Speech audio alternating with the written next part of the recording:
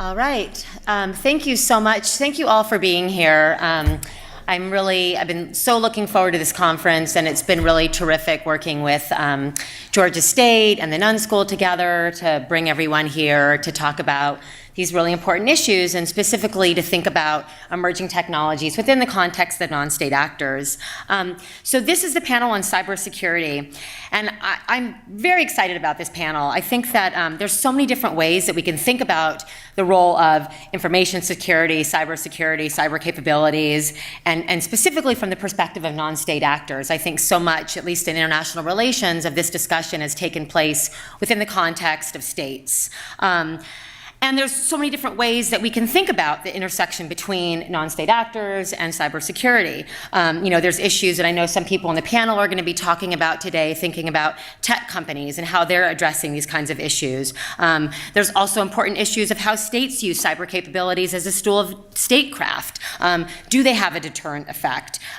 What kinds of applications can they have for thinking about counterterrorism or thinking about counterinsurgent operations? Cyber escalation, something that Sarah Krebs mentioned in her panel, the distinction between offensive and defensive cyber capabilities. And then do non-state actors have the ability to use offensive cyber operations? Or how are they using things like social media and using things like in Dr. Bloom's research with encrypted platforms and looking at that? So there's so many different ways in which we can think about cybersecurity within the domain of non-state actors. So I look forward to hearing our panelists' perspectives. So before we turn it to them, I'd like to introduce everyone, and I'm just going to go in order of our presenters.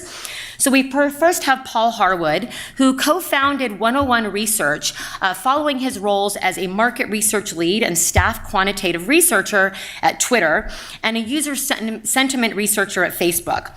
Prior to Facebook and Twitter, he was an associate professor and a research fellow at Pew Internet and American Life Project. And he's also currently a member of the U.S. Food and Drug Administration's Risk Communication Advisory Committee. Next, I'd like to introduce, where did it go? I had everything. Here we go. Laith Al-Houri. He is a co-founder and senior director of Advanced Intelligence Solutions at Flashpoint, which is a business risk intelligence company in New York. Laith has conducted primary source research into terrorist groups and their supporters for over a decade, focusing on cyber footprints and technological advancements. And he's presented his research and findings at many government and security institutions, the State Department, Department of Justice, DOD, House Committee on Homeland Security, NYPD.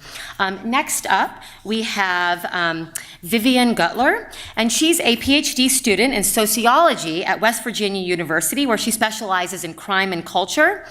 And her research is focused on the interaction of technology, computational social science, and network science through a sociological lens. And she's worked on cyber terrorism, terrorist use of technologies for communication, the impact of technology on society, and ethical considerations of machine learning. So perhaps we'll hear some questions from her at a panel later this afternoon. And then finally, I'd like to introduce Audrey Alexander. She specializes in the role of digital communication technologies in terrorism and the radicalization of women. She's a senior research fellow at the Program on Extremism at the George Washington University, and she has authored reports which has included Digital Decay and others. So I look forward to the panel. Thank you.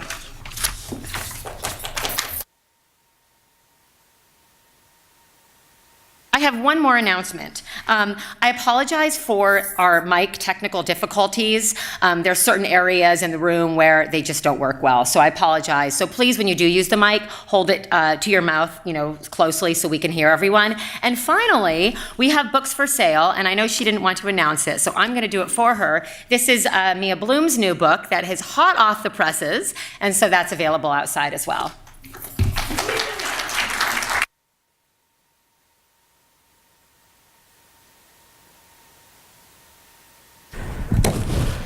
Well, thanks, Jenna. So there's going to be a variety of topics in this section, and I'm going to talk about social media and terrorism, but not the actual usage of social media by non-state actors, but the difficult role that tech companies have in actually addressing the issue.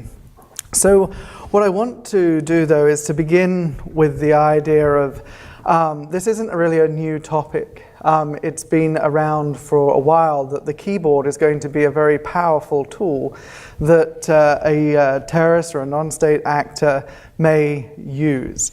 However, still today, we have technology companies that have very little guidance, very little regulation as to how they should go about finding and also removing content that is deemed to be of a terrorist.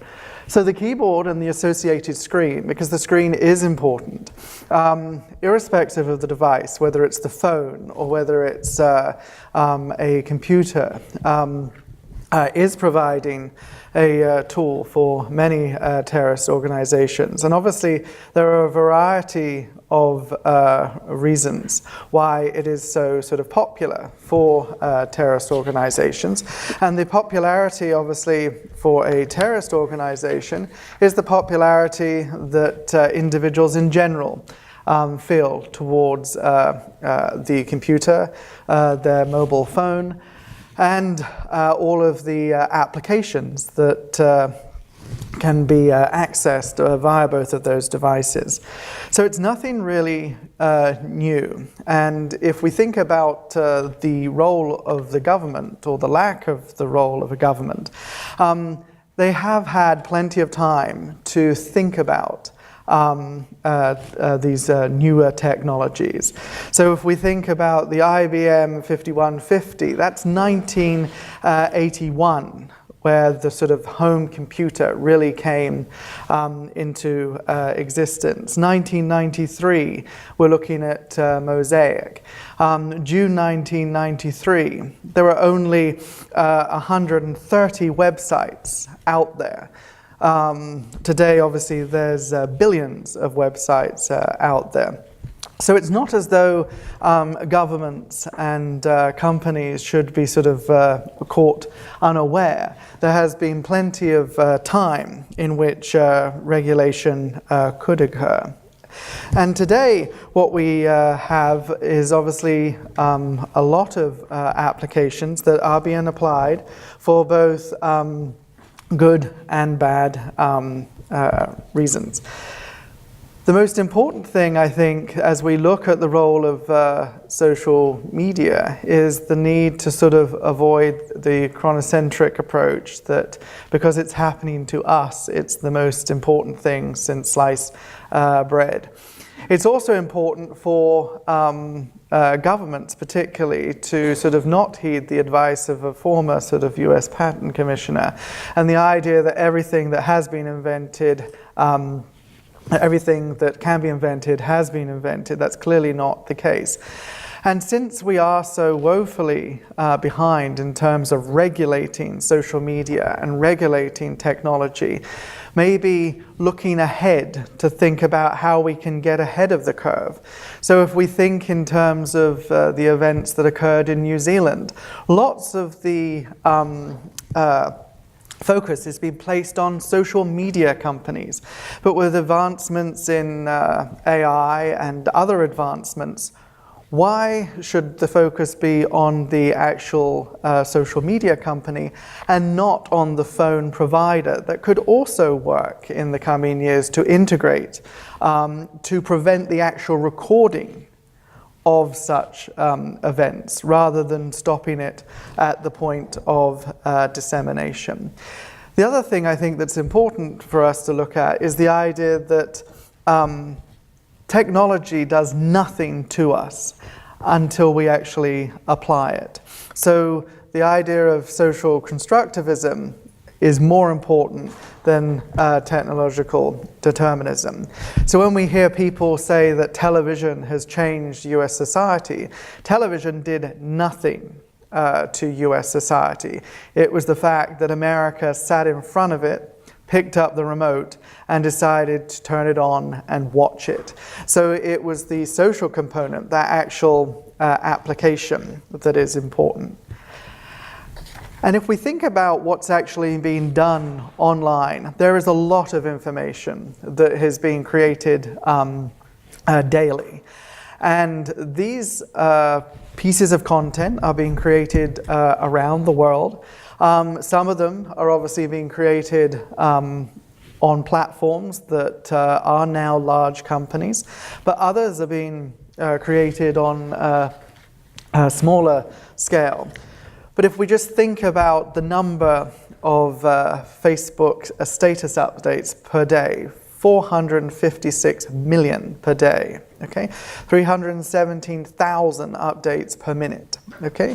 So the task that confronts tech companies such as Facebook and others is huge, because not only are they worrying about,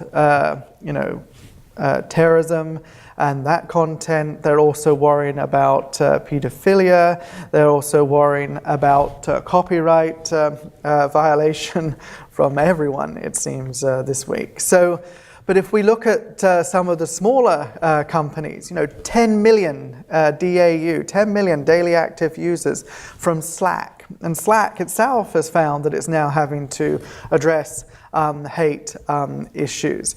500 million tweets per day, some of them will be from Mia. So 3+ billion snaps, photos and videos. And these are being done on platforms at companies where individuals aren't focusing on the bad stuff. They're predominantly engineers. They're individuals who are hired to achieve an actual market goal, not to prevent bad sort of content. So I remember when I was at Facebook, because I had taught terrorism at some point, I suddenly was, in 2011, sort of like, well, the go-to guy as to how we should try and begin to address it. But it was really looking at it in terms of a needle in a haystack. We had no idea what we should look at. We had no idea what information we should trust in terms of information that was coming from outside. But efforts have been made to sort of take down terrorist content. So 14+ million pieces of terrorist content have been removed. And the pieces are, so the way that a post or a status update is created is that there are multiple parts. So it could be that the video component is removed or the photo is removed, but the text doesn't violate any rules and can remain online. Twitter, 1.2 million terrorist-related accounts, 28 hate groups from Slack. Alphabet are obviously not only just removing, but in some of their orgs, they're actually redirecting, if we think of some of the work being done by Jigsaw. And Cloudflare, they've removed some groups that would be deemed to be non-state actors by the US government, but others remain. Now, the reason why this is sort of important is a lot of, obviously, press falls upon social media companies that they're not doing enough to remove terrorist content quickly enough. But if we go back and just look at those numbers in terms of how much content is being created in multiple languages, it's not surprising that companies that are built by engineers, not by terrorist experts, are having a huge problem, and they still have very little guidance. They also obviously want to become public, so they have shareholders to deal with. So they have to think about public opinion, okay? So we're at a terrorist conference with terrorist scholars, but we're using Twitter, okay? So it's not like even this organization, this group of individuals have said, well, we're all about finding terrorists and their activities online, but we're still going to use Twitter.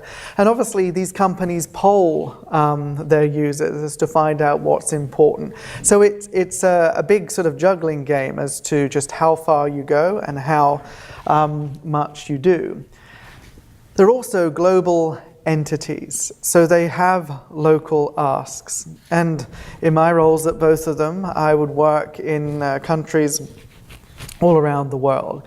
And in some countries, some of the asks as to what they would like you to take down were quite extreme. You also had to deal with the issue of local use cases. So how you may apply your Snapchat or how you may apply Facebook or Twitter is not the same as, say, an Indonesian user will apply any of those three tools. It's not the same as how a Filipino user will apply as well. So it's not that there's one solution that these companies can use to pull content and they're then rosy. Every country has to be treated as a unique unit of analysis. Some of the work and some of the efforts that tech companies make in terms of taking down terrorist content or even recognizing that they have it is by happenstance. So when we were working on the dreaded Facebook accounts that were dog accounts. So 8 million accounts were people who would create an account for their dog. We began to really understand that there were different accounts in terms of a single account, single user. There were single accounts, multiple users. They were the dog accounts. And then there were multiple accounts and single users. And those are some overseas markets that make it very difficult to then track people who are doing bad things in those markets because the way that they're applying Facebook or Twitter or whatever it is very similar to just a regular user. There's also just the huge cost that's involved, and all of this is being done with still very little upfront regulation. Okay, it's very a knee-jerk response, and it's not that the response is wrong. It's just you're dealing with companies. So there's huge costs, both in terms of human monitoring and obviously in terms of the AI that will be applied. There's also we still don't truly understand what the effect on the human monitoring will be. Most of the human monitoring is done overseas, and it's not for costs. It's due to the fact that language capabilities are very important, so that human monitoring must be done overseas. There's also the cost to brand perception. So brand perception in certain key markets can be very negatively impacted by removing certain sites, and it can sort of cause real problems for employee safety. So Jack Dorsey, for example, not only does he have a Minder, but behind the scenes there's a whole team that sort of are monitoring to ensure that he remains safe, and also for other staff when they travel overseas. I remember being in Surabaya, Indonesia, which is obviously an area where ISIS does do recruitment, and being woken up after midnight by the police and the hotel manager saying they know that you're here and you have to move to a new hotel now. So we had just taken down some of their accounts. So, and then there's the issue of staffing. Okay, you don't want an engineer dealing with terrorist content, and you don't want any of you doing the coding. So, in terms of hiring staff, if there are students who are thinking, what would you like to do?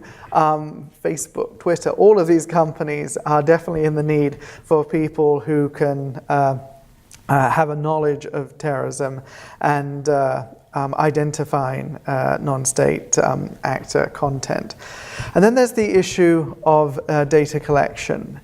So the way these companies collect their data is to understand user satisfaction. It's to understand the user experience and how to make money. It is not to identify bad stuff. And then there's the issue of multiple data sources. So once there is a willingness to sort of like listen and take heed from a government, the question then becomes, well, which government do you listen to? So if the US government asks that this content be taken down, but if the Indonesian government asks or the Philippine government asks, these companies are incorporated in those markets, should they also take them down? And then the other issue is, there's not just governments advising these companies. There are also other actors.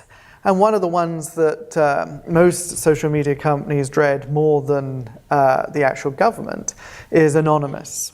So I've sat in meetings where you've got the list that the government has given you. You've got the list that Anonymous have given you. They do not match. And then the question is, well, did the US government miss one?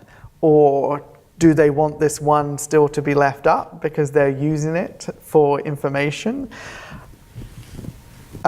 Do we listen to Anonymous and take it down? So there's lots of variables. And this is all being done inside of companies which are sort of driven by engineers whose primary task is not sort of understanding how to take down terrorist content. So my talk is really sort of like understand social media companies are trying to do their best. They do have a long way to go. They are beginning to actually hire people who can really help them rather than a group of individuals who may at some time have taught a terrorist class. And but the thing to sort of keep in the back of the mind is this is the actions of the big companies once they've made it big. For a company the size of, say, like Threema, which is obviously one that's very interested for people doing counterterrorism. I mean, they have less than 100 employees, okay? Cloudflare, in terms of the number of employees that are actually full-time, it's still a relatively low number. So the tasks that they have and the staff that they have just don't really commute. Thanks. We need to talk about yesterday because we need to draw a spectrum. Most people have become familiar with the aspect of jihadist terrorists using the internet with the advent of ISIS expanding into Iraq and Syria and really taking on to social media and really proliferating to make their name a household name. But I want to take you a little bit back to 2003. To the days when most people did not know that Al-Qaeda guys were proliferating online in very elite communities. Communities that they would invite people based on recommendations from other users, individuals who had connections to terror groups on the ground, specifically Al-Qaeda, but also Pakistani Taliban and other. So what we've become familiar with is, kind of looking at social media today with ISIS, right? Looking at Twitter, Facebook, even Telegram, even though it's an encrypted chat service, but it's considered a social media platform. Drawing the expertise directly from the primary source environments where jihadist support of Al-Qaeda proliferated, they did not start with having their own social media accounts. It really started in deep web environments that are not indexed by search engines, meaning you needed a username and password to get into these websites, and otherwise you were not able to find the link to that specific website where individuals were being invited joining the groups online in their ecosystem, and then finally networking to join people on the ground. So looking at the deep web environment, the dark web environment, the unindexed environments that bypass a lot of the scrutiny that we have over open web environments. Threat actors became aware of this as much as any experts in the online arena. They realized that since they can bypass the scrutiny, they can proliferate and they can establish ways to network, finance, and so on. So let me take you to the physical to the cyber. I've been using this caricature for over 10 years now, and I think it's still very relevant today. When you're online, no one knows who your true identity is unless you're actually professing it. So you can be really technically anyone. And because of that, you can remain relatively anonymous. The area of the internet is widely available. I think there is robust data and internet access in over 180 countries today. It's extremely interactive. You're able to connect all of your social media accounts with, on your phone or your devices. It's an extremely amazing pool of resources. The amazing number of free software that you have in the hundreds of thousands that allow you to protect your identity, network with individuals, and so on. And of course, the online environment is like any social environment because social networking did not start with the internet. Social networking started actually, peer-to-peer, face-to-face in places of worship, in stadiums and house parties. But of course, with the internet, you brought millions and millions of people together without any barriers, and that allowed peer pressure to take place as much as peer support. In fact, the very people who are supporting you are the very people who are pressuring you in the terrorism domain. So let me move to something from early on that I call Cyber Terrorism 101. And before I talk about cyber terrorism, I want to point that the definition of cyber terrorism of the late 80s, early 90s was the actual electronic attack against data systems by non-state actors that would potentially result in harm against non-combatants. Great, that's kind of definition of terrorism, but using a cyber medium. But of course, that definition really expanded to include the actual utilization and exploitation of cyber technology to advance terroristic agendas. And this is the Cyber Terrorism 101 that I'm actually talking about. So I'm not talking about the actual electronic attacks, but I'm talking about the austere exploitation of cyberspace to advance terrorist agendas. So in 2003, we have a guy named Younes Tsouli, the son of a Moroccan diplomat, living in his parents' house in London. And again, this is kind of with the advent of the US invasion of Iraq. And Younes Tsouli decided that there is not one place online where Al-Qaeda, and specifically the early iteration of Al-Qaeda in Iraq, had to post videos and to get the public to access this multimedia. Mostly they would send it to Al Jazeera. Al Jazeera would air about 30 seconds of it, and that was it. So he decided to take the initiative on his own and built a web forum called Muntada al-Ansar, or a forum of the supporters. And it became very clear there were so many people who were interested in having this hub and this environment to be able to access multimedia, to be able to chat with like-minded individuals. And so a number of individuals, whether from the United States, Middle East, and North Africa, and others joined, and they started talking about jihad and jihad in Iraq. And little that we knew, Abu Maysar al-Iraqi, who at the time headed the media office of Tawheed and Jihad, the previous iteration of Al-Qaeda in Iraq, which is today ISIS, he took note of this web forum, and he actually reached out to Younes Tsouli, and he was like, hey, I have a proposition for you. We can pretty much give you the raw material, or the edited material rather, and you can just post the video in its entirety on your platform. And that generated a lot of interest from Younes Tsouli, but also from the followers on that platform. So you have someone like Ehsan Siddiqui, the guy with the glasses right there, who actually attempted to commit acts of terrorism here at home. He's originally from Georgia, so I should mention. A number of other individuals, from all over the world.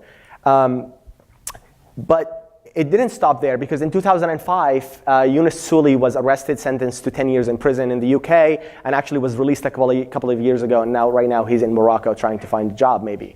But the legacy of Yunus Suli that was led many others to establish online environments, again, for the same cause. But they learned a little bit from Suli's lesson. They decided to use obfuscated names like Clear Guidance or Islamic Networking, which sounds like a place where Muslims can find a wife and get married, but which wasn't the case. In fact, they were obfuscated jihadist websites.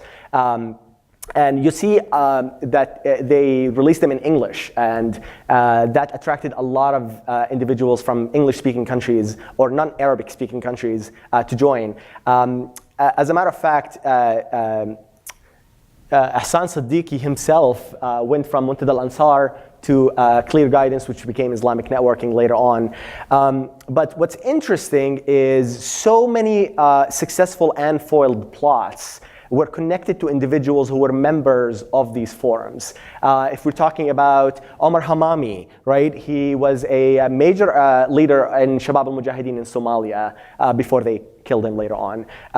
We have Daniel Maldonado right there in the middle. And Daniel Maldonado actually was a failed rapper from Florida, and he was trying to find his cause, and I guess he couldn't, and he decided he wanted to join Shabab al-Mujahideen in Somalia, carrying his own baby, where he was arrested at the airport. You have Saima Muhammad and Fahim Ahmed, two of the Toronto 18 plot, which involved 13 adults and 5 minors. Their attack would have been catastrophic if it actually took place, and many others. So one of the comments I found, this is again from a long time ago, subhanAllah, is it just me, or is every moderator and person associated with this forum is being arrested?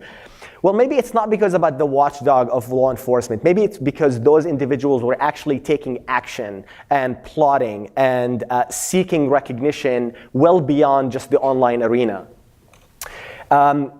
One of the most infamous cases, if not the most infamous case of all time, is the case of Dr. Humam al-Balawi, or AKA Abu Dujan al-Khorasani. Abu Dujan al-Khorasani was a Jordanian doctor in his early 30s in Jordan. And little that we knew, he was actually the administrator of a couple of different pro-Al-Qaeda websites, which became recognized by Al-Qaeda later on and actually were endorsed. I actually tracked Abu Dujan al-Khorasani's online footprint a year before he committed the suicide bombing in Khost in Afghanistan, killing 7 CIA agents.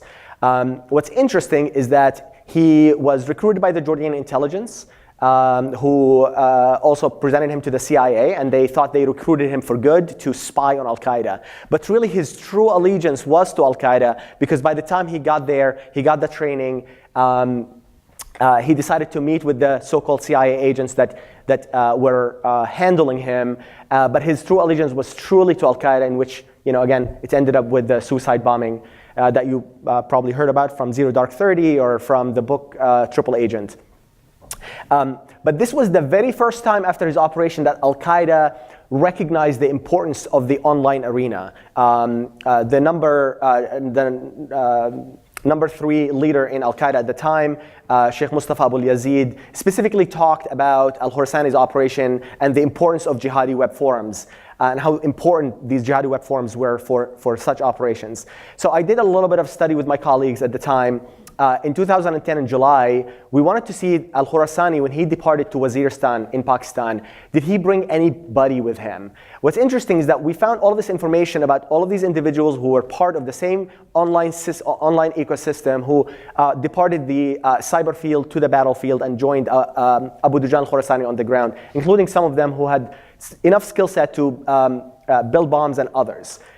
A year and a half later, the network was much bigger, and this is, again, what we were able to gather. You have people like Al-Qayrawani, who was running Al-Qaeda's external operations in Europe. You had somebody like Abu Abdurrahman al-Qahtani, a master explosive bomber, as well as Ghazwan al-Yamani. Very notable names that you became aware of later on, but truly, these were just users online who were just supportive of Al-Qaeda. And so we fast forward with the the ISIS type of online terrorism. And what ISIS was able to do that no other group has done before was compartmentalizing, categorizing, and segmenting its media apparatuses. What it was able to do is basically customize the messages according to the target audience, which was not the case before. It also customized it in multiple languages, and it also customized it as a multimedia. So not only videos, audios, and PDFs and images, but it established its own radio station, which 99.8 FM at the time in 2014, 2016 was only in 3 cities: Mosul, Raqqa, and Sirte in Libya. But a year later, they were able to broadcast to millions of people because of online streaming. So they basically tried to make their name, again, a household name. But most of this data that you were gathering from Twitter or Facebook or other social media environments started as a repository in the deep web environment where, again, it's not indexed, so most people were not privy to that environment. So every time Twitter or Facebook or YouTube suspended a video, all they had to do is go to a web forum, bring that copy back, and just put it online.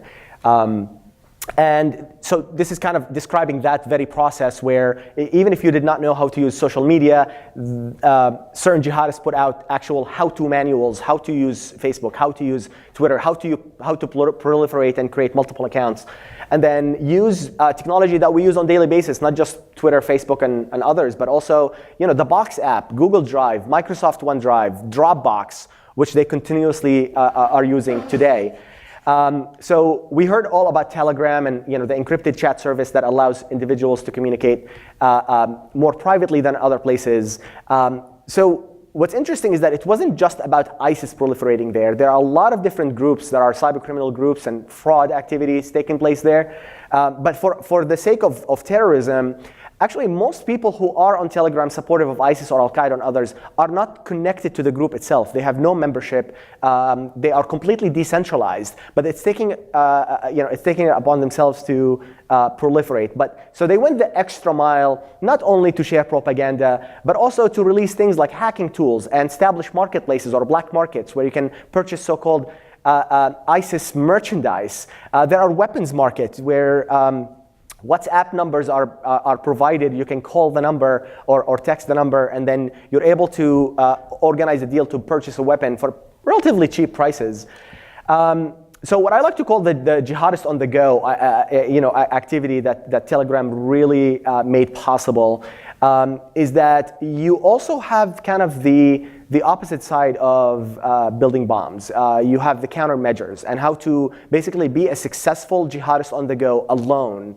Thus, I guess the name lone wolf, but I'd like to call them lone actors because they're just not centrally connected to a group. But what became a really difficult process to download a video in the early days became so successfully easy when joining just a few channels on Telegram and looking at the repository of multimedia that allows you to deal with interrogations, build explosives and chemicals, have countermeasures and weapons. But even recently, the groups that are supportive of Al-Qaeda have started putting out certain material on biochem weapons, for example, which could have catastrophic impact.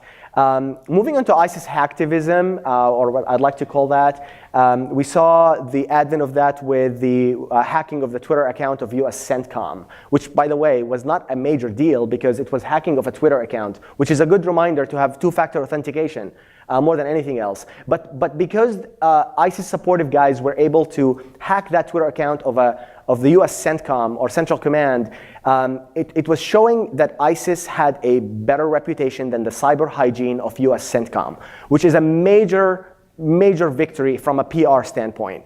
But with that, we had a number of groups proliferating to issue threats against the United States, release personally identifiable information of US government personnel as well as others. But it went the extra mile for certain users to become software developers and develop software on their own to support ISIS. For example, Turjman al-Khwarizmi, you probably heard of the name before, Tunisian French user who supported ISIS, created multiple software like encrypted communication similar to PGP, or a DDoS tool in which he targeted 7 different websites, successfully taking down the website of the Iraqi Ministry of Oil and the Egyptian Ministry of Interior with just one tool. And also he created a file deleter which allows you to wipe your hard drive if you're going to be interrogated. So again, this is the activity of one person, and while they remain under-sophisticated, it's just showing signs of progression and growth. Finally, I want to talk a little bit about the weaponization of drones, which the previous panel covered beautifully. But just looking at some of the chatter and some of the ideas that have been discussed among ISIS supporters in the dark web and what they've been talking about, I call it the curious case of weaponized drones, because everybody's familiar with what ISIS is doing, dropping bombs in certain places in Iraq and Syria. What a lot of people don't know is that there has been multiple software released by jihadists allow you to train on using a drone software at home to be able to train yourself before you're able to go out in the field and weaponize them and use them. I came across a manual of 28 pages that allows you to build a drone from scratch using turbo engines, using automatic weapons added, RC radio controllers, and HD cameras, and then you can terrorize a lot of different people. But the idea here is to target gas and oil fields and plants, aviation industry, stadiums and sporting events. When you mix that with individuals talking about extracting ricin and weaponizing it, or extracting other potentially dangerous poisonous gases and others, and connecting that with a weaponization of drone, the results could be absolutely catastrophic. So thank you so much for listening to me. I know I had to fly through this presentation really quickly, so I look forward to any questions you guys might have. Thanks. Yeah, so I'm going to continue with what Leigh started, talking about hacktivism. So my presentation is titled The Cold War, Examining the hashtag Operation ISIS Hacktivism Campaign Against Cyber Caliphate. But then the first question that we have to ask ourselves, and the reason we're here, is where we are threat. Is there a cyber terrorism threat? So scholars have shown that there is evidence that ideological or terrorists also engage in computer hacking and attacks against network computer systems.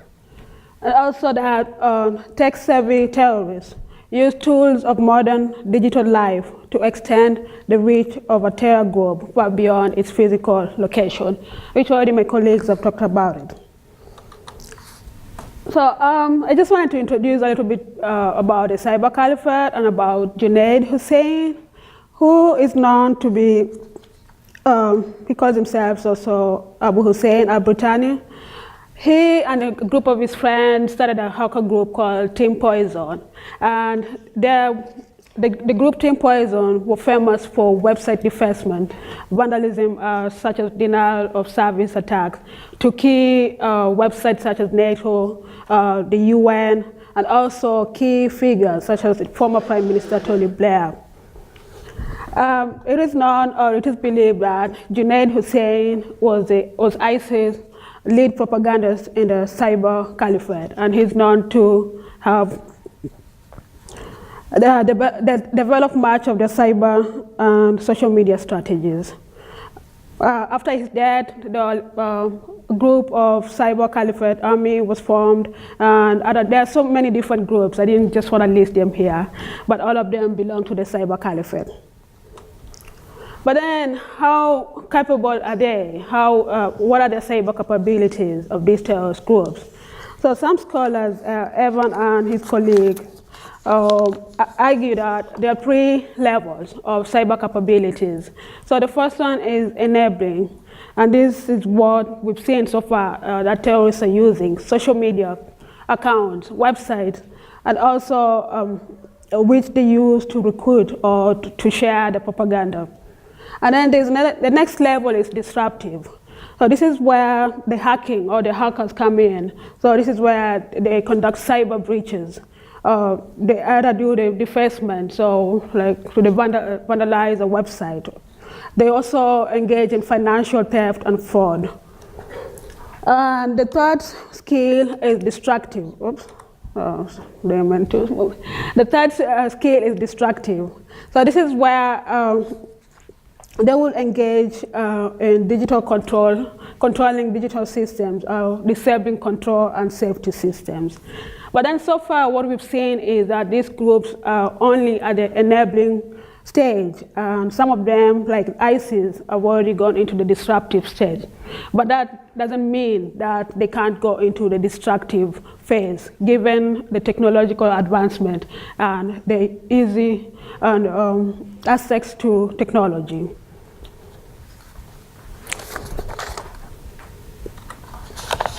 So what does hacktivism have to do with this? So I'm talking about hacktivism from the part of groups such as Anonymous. I'm not talking about ISIS activism here.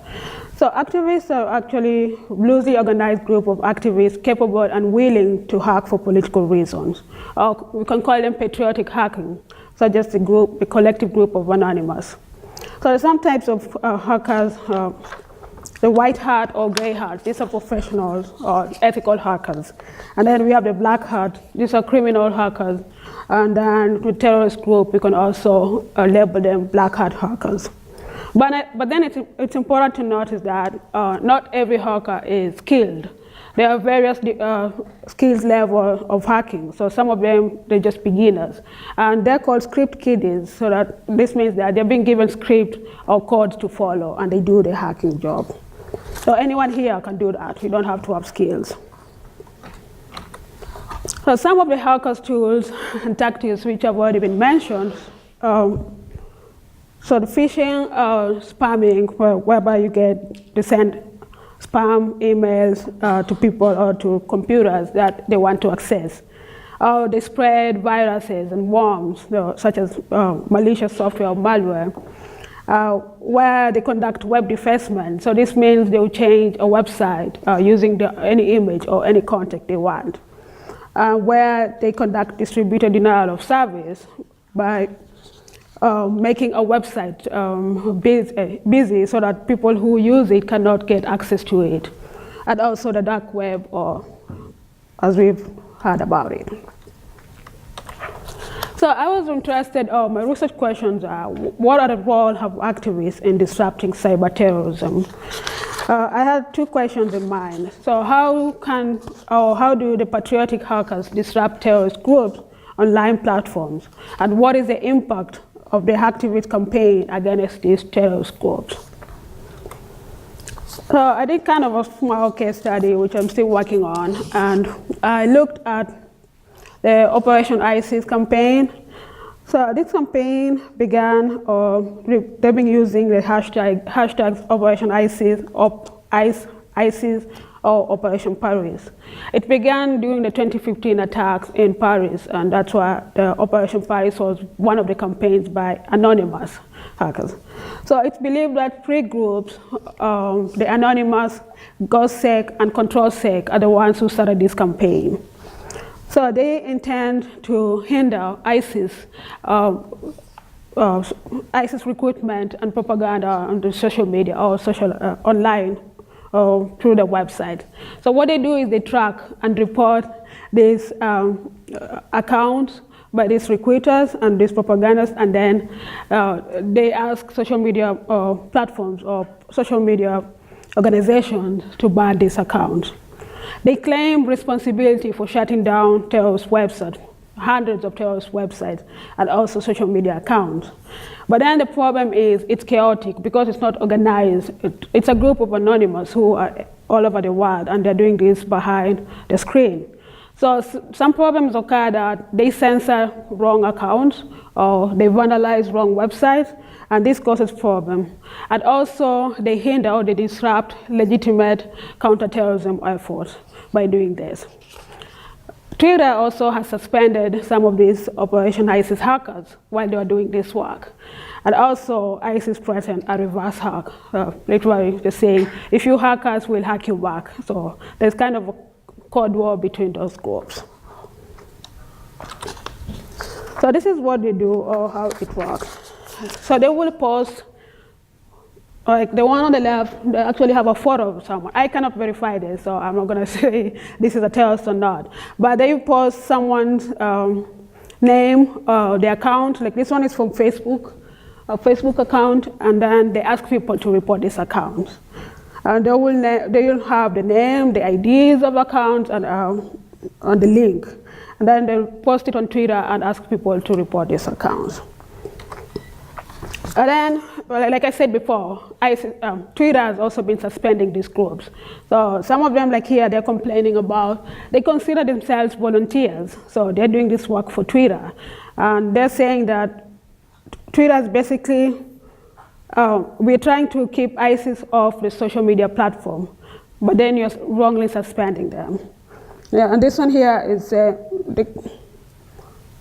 that he's an active protector of your platform, rooting out extremists on your behalf. So they consider themselves doing the policing work on Facebook or on social media, and they're doing this on behalf of Twitter or Facebook or any other social media account.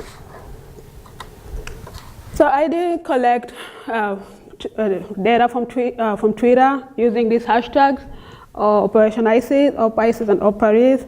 And of course, I didn't get much back, so I only got 3,000, but I'm still working on that. And some of these, about 700 are retweets, 2,000 are tweets, and about 166 unique usernames. The majority of these tweets were in English, and then some other languages. I did a social network analysis just to look at the network of these users who are using these hashtags. So as you can see, this is just one of the timeline or the set of Twitter statuses from the past 9 days. And as you can see, sometime in March until the beginning of this April, there's been a lot of statuses or posts about this Operation ISIS campaign. And also, I wanted to look at who posts the most. So as you can see, it's kind of skewed to the right. So this group, ControlSec, are the ones who are most active in this network, and they've posted more than 2,000 tweets. They also have a larger follow group of people who are following them. If you look, you can look at their Twitter account. It's live, so you can just see what they've been doing. And they say their mission is to participate in the cause and report the targets sent from our accounts. Again, I wanted to look at the tweet activity versus influence. The group ControlSec, they posted the most. They have a large following, about 25,000 people. So that means they're reaching more people, even if they don't have large followers, like the people on this here on the left. They don't post, they rarely post, but they have large followers. So when I looked at the network analysis of this mentioned activity network, as you can see, there are different clusters. So these are groups, and they're all connected by this person here in the middle. So this is a ControlSec account. So that means this person here, or this user, has control or has a leadership control of this network. Information goes through this person here, and goes to this group, and also and connects to this group. I don't know about the rest, the outliers. So this is one of the statistics I found from the ControlSec Twitter account.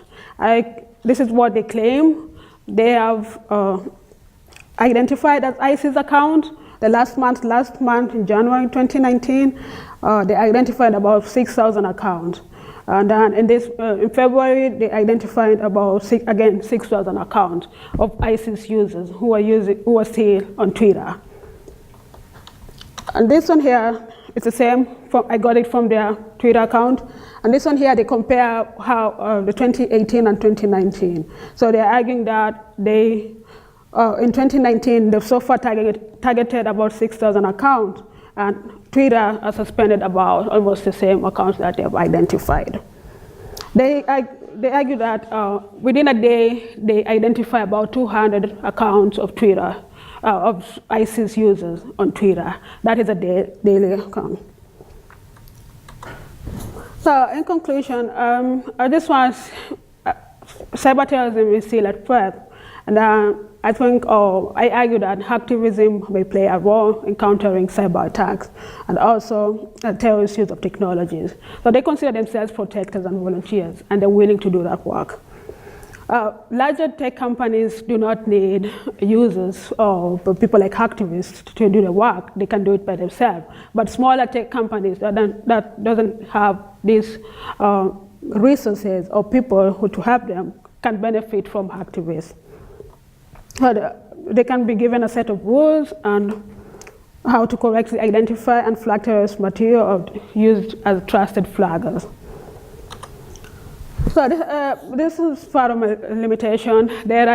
I need more data. And this is what I'm still working on. And I also have a lot of questions. I'm sure you also have the same questions. Right? What's the legality of anonymous cyber attacks? Is it legal? Is it ethical? What is the impact of the campaign? How many websites, social media accounts have they actually identified and have been banned as a result of this campaign? How can small tech companies without resources to detect terrorism content benefit from activism?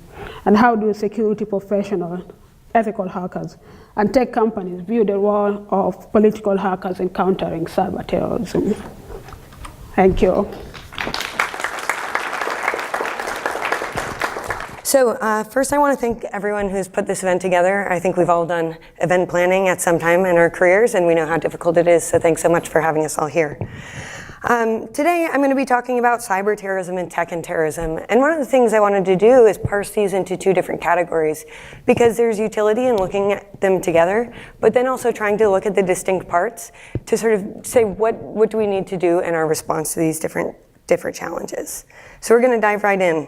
So on the right side here, these are the delightful images you get anytime you look up cyber terrorism. I don't know why any of these actors would really need a face mask, because if they are that advanced, they should just know that they could put a sticker over their camera. I could do some consulting. Apparently this is also like a stand-up thing. So anyway, to hop right in, popular conceptions of Islamic State hackers and cyber terrorists conventionally evoke images of inexplicably hooded figures lurking behind laptops, coding unimaginably detrimental software. And from the public conscious to really political rhetoric and what policymakers and practitioners, or more so policymakers, often discuss, this misconception really places a really wide array of different activities into sort of one homogeneous category, making it difficult to parse out the nuances of different networks and tactics. Oftentimes, this branding can actually overplay their capabilities, and sort of by saying that that they are sort of falling into one category, it really inflates public perception of the problem. So one of the things we looked at for a project that's coming out where we try to address some of the findings in the cases I'll discuss here is looking at Pew data. And in 2016, cyber terrorism ranks higher than Iran, China, infectious disease within the American public's perception of threats to the United States. And that's really important to pay attention to, because when we have this really amalgamous definition of what is cyber terrorism and is violence included in that definition and what's the scope of it, we begin to have trouble breaking it down. So layered onto this is the prolific nature of Islamic State propaganda online. So really paired with a peaked but murky comprehension of cyber threats by the public, this creates an environment where actors with ties to the group are presumed to pose a genuine threat to national security and really possibly critical national infrastructure. And we don't know what the possibilities are, so we can sort of assume the worst case scenarios. But unfortunately, this really conflates the ability to produce and disseminate targeted propaganda, which they are really good at, with being able to conduct and carry out offensive cyber attacks. So to confront this really elusive problem, it's vital that we break it down and start looking at really concrete cases. So today I'm going to speak really just to one case, the case of Ardit Frizi. See, this is the guy once you take off the mask, he's pretty happy.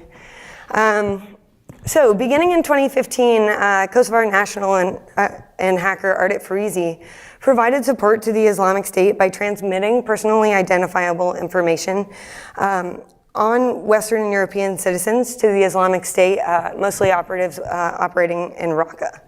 So Farizi was a computer science student at a Malaysian university, and he was leading a group of ethnic Albanian hackers at the time. And that group, sort of beyond just ISIS-related work, compromised over 20,000 websites throughout Eastern Europe, Israel, and the United States. Just because this was his side hustle. He also managed an online file sharing service that was disseminating ISIS propaganda. So on June 13th, 2015, this comes after Junaid Hussain, who was highlighted in earlier talks, his open source hack. So he shared about 100 names and information about these addresses that he mostly got through LexisNexis, which is a publicly available tool. So at least somewhat inspired by and at least aware of this hack from before, Farizi illegally obtained system administrator level access to servers of an Illinois-based company and accessed customer records for databases using SQL injection. And basically, he got access to 100,000 of the store patrons, and then it's kind of clunky because what he did to navigate and identify military personnel within that is just search their emails for .mil and I think .dod and sort of and .gov emails to try and parse those out from the rest of the data. And he sent these to Junaid Hussain, who later posted it online. So although this is very scary and absolutely for the people who are on the list, I think the list consisted of 1,351, according to criminal complaint and affidavit for his case. The scale of this is not quite what we sometimes portray it to be, or it's a little different. And yet, this is really one of the more sophisticated, publicly available and publicly identified cases, at least in both the US court documents and some of the more high-profile cases. So the real caveat to this is there's a lot that we don't know and that could be ongoing, and the more advanced actors are not necessarily the ones who get picked up by law enforcement and prosecuted, so we have information publicly available about those cases. So, what is sort of the impact of this? Ardit Farizi's hacking efforts have resulted in the publication of one of the best-known lists, but doxing efforts have sort of limited impact. In the case that I have coming out, or in the article I have coming out with a colleague later this month through CTC Sentinel, we start to look at the cases in the US to try to say, does this actually result in physical action? Or is this really, really coercive in sort of the sense that it scares people and has an impact in that fashion? So we work through cases like that of Terrence McNeil and Safi Yassin, Marie Castelli, and Harris Kamar. Harris Kamar is one of the two people that we could identify who actually traveled to look at the addresses of leaked information. He drove by two of the houses in Virginia and told a confidential witness that he had seen undercover enforcement or law enforcement near the houses, protecting the houses. So to our knowledge, this hasn't actually resulted in any physical violence, and yet it has tremendous impact in terms of fear. The National Counterterrorism's Laura Shao explains that ISIS's hacking abilities are minimal, but it really largely comes down to intimidation tactics. So to conclude and get ready to pivot, and wrapping up the comments on the cyber terrorism section, while the flow of terrorist content online and the feasibility of attack planning is certainly problematic, these require completely different interventions than some of the different threat types that we're looking at in terms of cyber terrorism, whether it's web defacements, hacking, et cetera, DDoS attacks, as we sort of mentioned earlier. And we also need to really parse out things like the technical capabilities that each method requires, the likelihood the plan actually comes to fruition, so we can have these worst case scenarios, but what's also the most likely? The genuine nature of the relationship between online operatives and the group. So there are a lot of these different hacking collectives and murky affiliations, but those are those actually at the direction of the organization, in support of the organization, and what does that mean? And one other thing we really, really need to talk about is we sort of focus on offensive cyber operations, but a lot of what the Islamic State, at least formally, is doing in a lot of online networks is actually trying to provide defensive support in terms of sharing information about how to be operationally secure online. Or Electronic Horizons Foundation is sort of this media entity or semi-media entity that is literally set up to educate people about how to be secure online. So these are quite different to sort of the messaging and communications apparatus that also really deserves our consideration. So looking at terrorist exploitation and communications, technology responses to this problem set. So it's fantastic to have someone from Twitter here today, because Twitter's API is very accessible and has been a great tool to study this. This is just coming from one study where I was using sort of a time series analysis. This data set is from 63 weeks of data collection of English language ISIS sympathizers that were handpicked. It's not a perfect methodology, and I'll be happy to answer questions about it. But what we're trying to look at is how sympathizers respond to change over time. And this was really a study that was trying to see what's happening in terms of the numbers, as we know that Twitter's counterterrorism policy is ramping up to take these accounts down. And we know that because of transparency reports that are produced by the organization, which are a very fantastic resource for researchers and policymakers alike. So first, when we sort of look at these numbers, and this is change over time, we can say, okay, factors like declining tweet frequency, mounting account suspensions, following follower counts, sure, these indicate signs of success for Twitter. And that's awesome for Twitter, but what does this mean for the rest of the landscape? And do we give ourselves a pat on the back when we start producing these results, or do we need to ask more questions? So looking beyond the numbers and inside this data set to try and illustrate things, the decline in activity by English language IS sympathizers is caused by a range of factors, including Twitter's suspensions, ISIS's strategic shift away to other messaging platforms, operational security considerations. So let's just cruise some of the different, these are our users who are in the data set. So up top on the left, we have Abu Musab al-Amriki. This user down in the bottom, they have a Telegram account. We started to see Telegram accounts become more common as the data set went on, and sort of they're talking about these other tools more.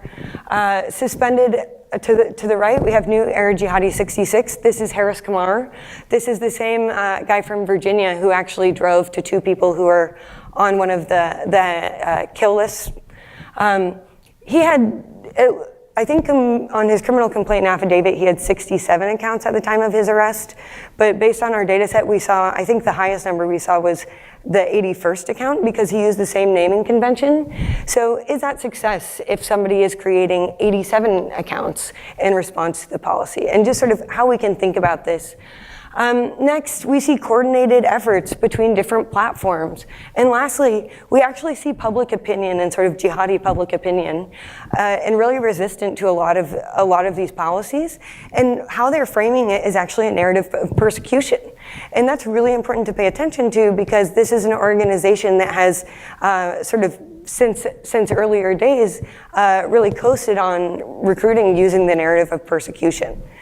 So considering that takedowns are a huge part of how we address this, and the takedown strategy has really been advanced, at least in the United States, since 2006 in the Baghdad sniper video, what does this mean for how we look at and think about the problem today? So jihadists love memes, so I decided to create my own meme, but it's really not that cool. And our students told us that once, and I was like, thanks guys, great feedback. But here, we have the presumed threat picture and the actual threat picture. Believe it or not, this is not a real network map, it's a simulated one, but I think it'll do the trick. So here, we have the presumed threat picture. We're getting to a point now where we know to say, and policymakers are learning to say, okay, we need to say Telegram. We need to say encrypted messenger. We don't need to know what that means, but we need to say it. We need to say YouTube. But the way we treat a lot of these are these siloed platforms that are separate and distinct. When we call technology providers to testify, we tend to call the top ones, but the users we study are no longer really dominating that space. Sure, they may have a platform or maybe coordinating efforts behind the scenes to have like an account bank where they're injecting this stuff onto broad-based platforms, but really they're navigating all of these tools. And when we think about the tools, we need to think not exclusively about operational security affordances, but also usability. While sort of using Tor can be one way to save these files, and when it's taken down, you can go and grab it from wherever you've saved it. Another thing is just these third-party, less regulated things like Just Paste It. Just Paste It is run by one guy, and yeah, and dealing with a hell of a time trying to, if you're tasked with addressing both child pornography and terrorist content, it's really hard to say that you should pick one or the other, depending on your bandwidth. And maybe that's a personal judgment, but these are challenges that technology providers are dealing with in very, very real time. And then the other thing is realizing that users don't navigate the system in the same way, or they don't even necessarily have the same approaches. And one last thing is that the affordances of these tools can really depend in terms of like file sharing size. ISIS's videos have known to sort of vary in duration. I may want to use one platform to share a longer video and another platform to share a clip that's 30 seconds. Because I can't share that on Twitter, but I can very easily share it on Telegram. So the way that we think about profiling and how people choose different behaviors, we need to think about their technologies. So an additional challenge as we look at content moderation as a solution is that the vast majority of what the violent extremists I study share is not content that violates the law, terms of service regarding the promotion of terrorism, or really anything that necessarily warrants being taken down. So this is where, as liberal democracies, we actually need to be quite careful in our recommendations and start thinking about all of these different challenges. So number one, there's an evolving structure of communications within IS Central. So they have formal media outlets, but then all of these affiliates. And then they also have infighting and fracturing within the organizations and disparate media organizations through that. So really being able to say, okay, what does this mean? Are we taking down official content or sympathetic content? Next, a significant, I already said this part, so skip on down to the bottom. The gray zone between problematic terrorist content and material that is suitable for the public highlights the need for tactics that actually really complement content removal. These are all things we've seen on Telegram. News stories don't violate terms of service, and they're one of the most common URLs shared among English language ISIS sympathizers in the data set. And these are just sort of the problem sets to say, okay, what other mechanisms can we use? Whether it's two-step verification, which means it's harder to get accounts, or preventing or limiting IP hopping. Other things that we could sort of consider are sort of limiting pick your own number apps. You can, in seconds, you don't even need a burner phone, but you can just get burner numbers very easily. And Facebook, for example, I spent one weekend trying to register new accounts just to see how easy it is. And those steps are really challenging to circumvent. I've tried different apps for it. And by making the barrier to entry just more clunky, it makes sure that those who are working to promote free speech or speak out or for humanitarian reasons can still have access to these tools while trying to limit and sort of marginalize nefarious uses. So I'm sure I'm about to get the hook and be kicked off stage. But just to wrap up really quickly, in subsequent evaluations of threats posed by cyber terrorism and terrorists online, it's vital to remain rooted in how terrorist organizations are actually using the tools. I think this is transferable for organizations across the ideological spectrum and persuasion. It's important to stay vigilant and prepared to cope with the worst case scenarios, but again, focusing on terrorists' use of the internet now, and also how criminal enterprises use the internet, is going to be really vital to informing what's the most likely. So while IS does not demonstrate an overwhelmingly extensive cyber operations capability at present, they're very interested in operational security and more defensive postures to remain online. And these are other sort of aspects that need to be part of the conversation moving forward. Thank you so much for your time.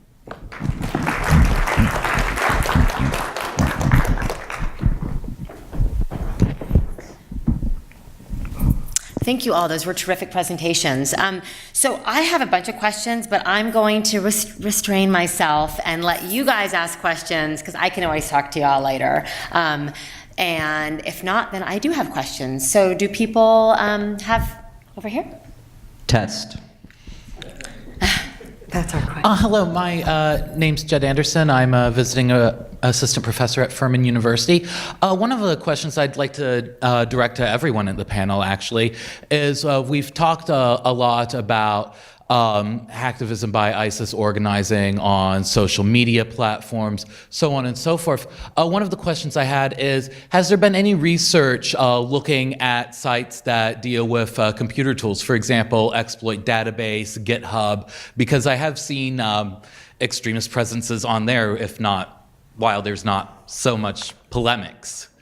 Yes. Well, I don't know about research, but I know that GitHub are looking seriously at the issue. I guess I can switch this on. Check. Okay. I want to take it a little bit out of that specific framework and maybe turn the attention to something very similar, which is what I like to call Hacking for ISIS 3.0. We saw Hacking for ISIS 1.0 when someone like Junaid Hussain was doing something on his own, trying to use his skills as a former hacker with Team Poison. And we saw the case of Ardit Farizi, which is the case of an individual who's non-allegiant to ISIS, yet was able to cooperate with someone like Junaid Hussain and provide him with data that was not so much hacked, but more like socially engineered and collected. My fear and my nightmare is when so-called ISIS cyber actors are, if you will, are being used by more sophisticated actors as a scapegoat, if you will. We've seen certain signs of Russian hacking activity integrating with iterations of the cyber caliphate. So Fancy Bear, for example, is probably familiar with that name. There were legitimate rumors. I don't want to say evidence because I can't speak about it in detail, but that some elements from Fancy Bear have quote unquote infiltrated groups like ISIS or pro-ISIS hacking groups, and that allowed it to provide a little bit of sophistication for them to be able to establish certain tools like I was talking about, or do a little bit more of hacking third parties to gather more details.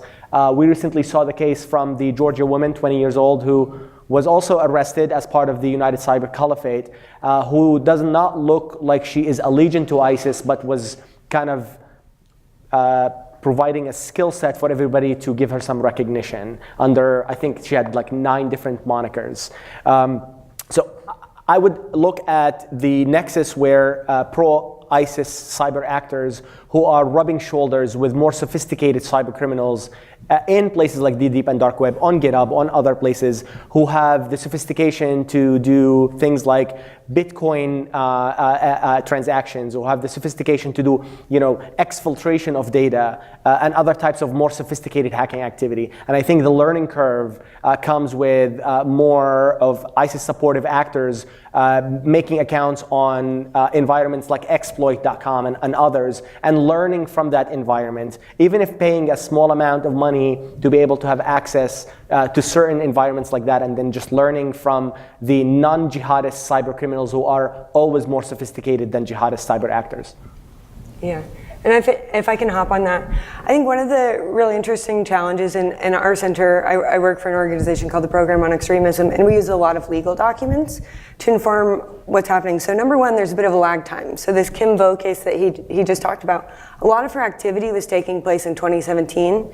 And when you start looking at trying to unpack who these actors are, and layering on the online space, it can take a really long time to start really putting the pieces together. Sally Jones, for example, who is Junaid Hussain's wife, after he died, leaked additional information and trying to parse out, like, was this actually from the original and they didn't share this before, and figuring out where that data comes from. So in terms of research, if people are working on this, I highly encourage you to also look into court filings, because they're becoming more and more transparent, at least from the ones that I see. And now, because these investigations have just been going on, then some of the lower level cases where somebody clearly broke the law and are not as trained on anonymous software, or like taught how to be operationally secure, possibly by people who are better trained. It's a waiting game, and it's hard to know in really real time, but I think that we're starting to learn so much more now, as like between the Fancy Bear pseudo revelations or possibilities. But one other thing I want to say really quickly, and I don't want to completely monopolize the time, is that especially in the online space, we actually also need to think about all of the other actors that are trying to play the interference game. So in this ISIS data set, in the study that we did, one of the greatest rallying points was this very weird close interlick hashtag. And when I say it was one of the greatest, I would probably say it was when the ISIS sympathizers we were studying were on the same page. Turns out, ISIS Central is not trying to drive that message. When you look into it, it's a couple of users who looked like ISIS sympathizers and qualified for our data set for that reason, exclusively sharing Russia Today and Sputnik. Interesting. So, I don't know. I mean, I'm doing my best, but it's a little sketchy.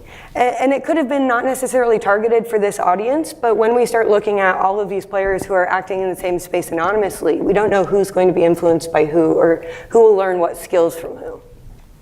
I had a question, a comment or a thank you. Thank you for asking that question, because now I know where I'm going to look next for data. So yeah, I didn't think about GitHub or those channels, but there's so many channels coming up. I lost count. There's GroupMe, there's Discord, there's I don't know what. So there's so many places or so many platforms that can be used. And we've tended to look at just maybe one or two platforms because of accessibility, the easy way to get the data. But there's so many channels or so many places where we can look and find the data. Now I have a new research question. Thank you. Thank you. Hey, Emerson Brooking, Atlantic Council.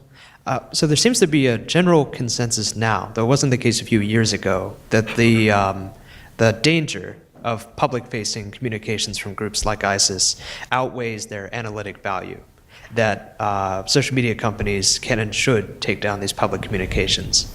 But I'm wondering, when it comes to the more private internal communications, like the Telegram networks, which many of you have monitored, when do you think these companies should be disrupting these networks and disrupting the coordination of these groups versus governments and civil society actors infiltrating these lines of communication as well for study and for awareness? Sure. I'd like to take a crack at that real quick before everybody else, if that's okay. It's a very interesting question. I think it's legitimate to raise. I think if we look at the model of Telegram itself, why it was created in the first place before how it's being used, it was created as a backlash for Facebook acquiring WhatsApp, which the founders of Telegram, who are also the founders of VK.com, the Russian version of Facebook, created it to say, you know, we want more privacy, and WhatsApp is going to be no longer private, so we want to create that. Now, taking privacy and security as kind of two siloed aspects for so many people, but yet they are two faces for the same coin for many other people. And I think for just looking at Telegram itself, while they are doing significant efforts to try to suspend so many activities and suspend so many users and suspend so many accounts, I think the biggest part of why jihadists still survive there is that they're able to obfuscate so well. The environment gives you so much, but they're able to obfuscate, whether it's the names they're creating, whether it's creating multiple accounts and then self-suspending those accounts, while using the repository, which, by the way, they're hosting on the Telegram cloud, allows for easy access and download for that content. So while we can always try to say, is it the responsibility of Telegram to remove all of this content? As we've seen that Facebook, Twitter, and others who have a lot more money are still also struggling to take some of that content down.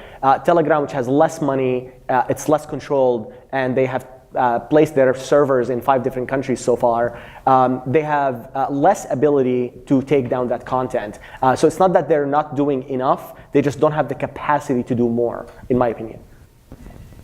Yeah, and I think layered onto that too, and I think that there are many reasons why Telegram was really developed for its capacity. Another thing is that the creators had to hand over data to the Russian government from VK because of the Ukrainian crisis as well. So there are ideological components behind the organizations to which Pavel Durov, the creator, has spoken to quite publicly, but there are also these they're the optics and then the practical reasons in having a competitive application to WhatsApp. But sort of layered onto this is sort of the prism that content removal doesn't necessarily need to be our only limitation. I think that it's very easy to say that Telegram is doing nothing, but they've also made lots of different parts of their tools more accessible than it has been before. For example, if you're developing an app, or if you're developing sort of a tool within Telegram, you're actually supposed to write the information about how you've done that on GitHub and share that. So that's just a kind of transparency that isn't the transparency that we're used to asking for, but it's a transparency in its own right that I think is an important step, even if it's not a step that most of the public recognizes. And again, I think that content removal is just one of many content moderation ideas. So if somebody's going to chronically violate terms of service, can you say, if you would like to continue doing this, you need to give us more personal information? That might make sense for one company. And one other thing that is really challenging is not all companies necessarily see content. So there's a media provider where you basically upload documents, and I've chatted with them before, and he's like, well, when we talk to people on the Hill, they say that they want us to moderate content, but I don't think that they know that we don't actually see what our users are sharing. And that's like part of our standard practice. So what does that mean for us? What should we be doing, or what can we tell them that we could do? And it's just about this sort of starting to think creatively and starting to use measures for success and measures for compliance for the counterterrorism agenda as not just takedowns of things we don't like, but using other behaviors to promote a safer internet. All right, so we're a little bit over time, but I'm going to take my moderating privileges, and we'll have time for one last question. And does anyone have a question?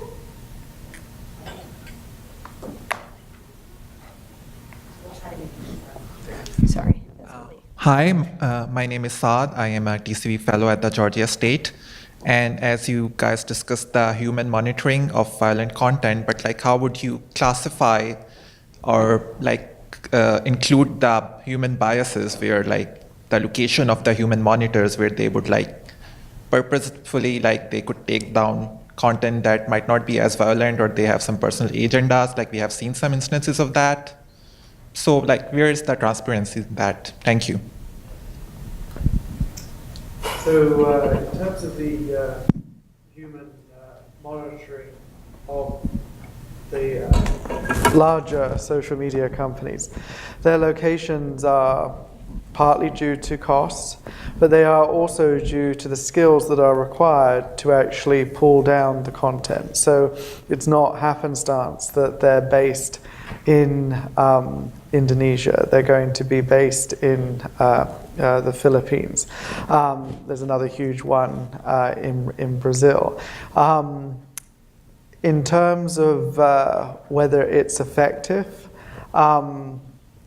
it's a start.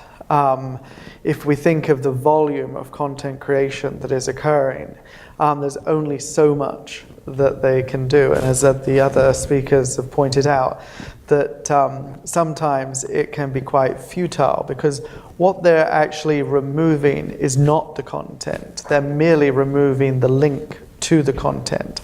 So lots of the removal, say by Twitter, isn't actually removing a video or removing an image. That's Instagram's problem. But the link is embedded within a tweet. So it's a very complex thing, but I don't think anyone assumes that human monitoring is the end. And I would add one more comment. I'm not sure if this is on.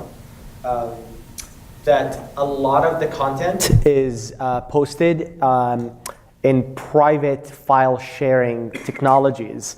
So Google Drive, Microsoft OneDrive, Dropbox, the Box app, and others, the company itself is not privy to the content in your own private drive. And as you know, if you have a private, free Gmail account, it gives you about 5 gigabytes of free storage, which is enough for about 10 to 12 ISIS videos. And I have come across in my research ISIS videos living on Google Drive and Microsoft OneDrive for 2+ years that have not been touched, and they cannot be touched because, again, it's the concept of privacy versus security. And if you ask anybody at the big tech companies, at least anybody representing or public facing, they will tell you we always err on the side of privacy.